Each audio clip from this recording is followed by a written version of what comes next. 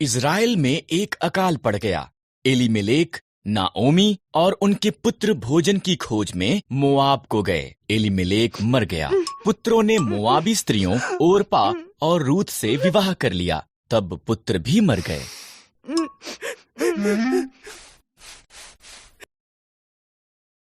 तीनों स्त्रियों के पास पति नहीं थे। जब इज़राइल में अकाल समाप्त हो गया, नाओमी ने घर जाने का फैसला किया। मोआब में ही रहो, उसने अपनी बहुओं से कहा, ये तुम्हारा घर है। ओरपा वहीं रही, पर रूथ ने कहा, जहां भी आप जाओ मैं जाऊंगी।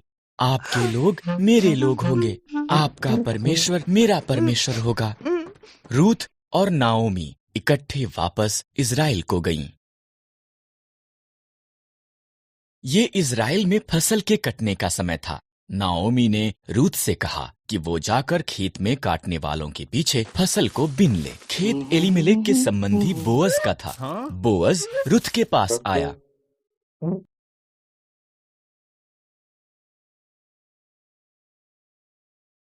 रूथ ने नाओमी को बताया कि क्या हुआ था। नाओमी मुस्कुराई। जब कोई मरता है, उसका निकट संबंधी उसके परिवार की देखभाल करता है। वो व्यक्ति उनका निकटतम छुटकारा देने वाला संबंधी है। बोअज हमारा निकटतम संबंधी है, उसके निकट ही रहना। ये वीडियो पर्सनल यूज के लिए है। इसलिए रूथ बोअज के निकट रही। वो हर दिन उसे और ज्यादा पसंद करने लगा। बोअज ने एलीमेलेक की जमीन खरीदी और नाओमी और रूथ की देखभाल की। तब उसने रूथ को उसके साथ विवाह करने के लिए कहा। जरूर प्रेस करें हमारी न्यू वीडियो सबसे पहले देखने के लिए।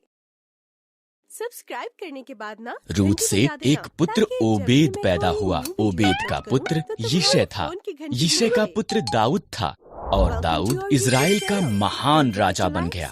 इसलिए परमेश्वर ने रूथ को आशीष दी, ठीक जैसा कि बोअज ने प्रार्थना की थी। सब्सक्राइबर्स ही इस वीडियो को इस्तेमाल कर सकते हैं।